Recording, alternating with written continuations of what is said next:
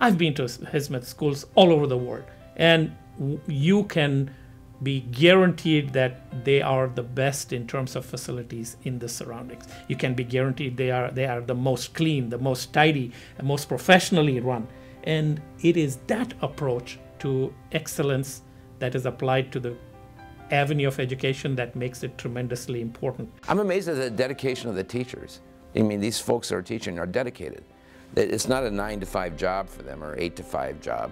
I mean, they're dedicated. They stay with the kids at night, you know, and work with them, work with their families. I mean, it's part of that spiritual component that I was mentioning earlier that helps people in their work, right? It's not like, well, I'm going out to make a living, I'm gonna get, you know, whatever I get paid, and then I'm gonna go home.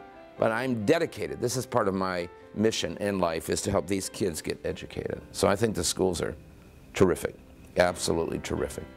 There is consistently, in everyone I've met involved with these schools and the movement at large, a kind of, I want to say, radical humility, a certain fundamental calm, a certain sweetness of personality is something that I have consistently encountered in my encounters with the teachers and the administrators involved with the Hizmet-inspired schools, and a kind of dedication that means that they will go not just 100%, but 150% in favor of what their students need. I met the businessman in the second trip to Turkey.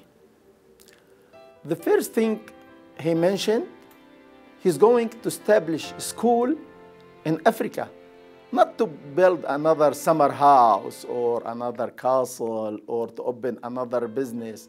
He was thinking to establish a school to benefit the needy people, even in Africa.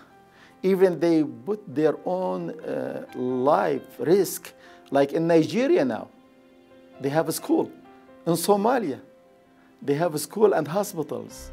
A few years ago, I had the opportunity to travel to South Africa.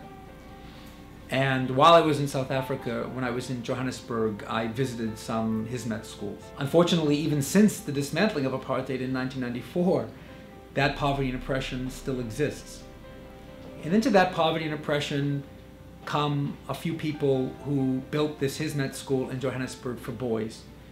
They visit the homes, they work with the parents to give these young boys an opportunity for a quality education so that they can help, with the grace of God, lift themselves and their families out of that situation of poverty and oppression. You know, before this school, the rich people or the executive people send their kids to the French school or the American school. But you need to be rich, or you need to be from the executive to send your kid there.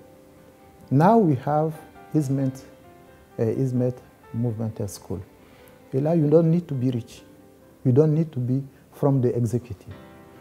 If you can just pay the tuition, you can send them. And the kids, you need to be intelligent, you know. They need to learn only. And I met a man who had been teaching in Nepal. And that, to me, was amazing, that a Turkish man would go to Nepal and others to Madagascar, very far from Turkey, to set up schools. So this whole education movement that is worldwide, that takes a particular gift of education to places like Madagascar, like Nepal, where they otherwise do not have opportunities for such advanced schooling. You know, that was very impressive.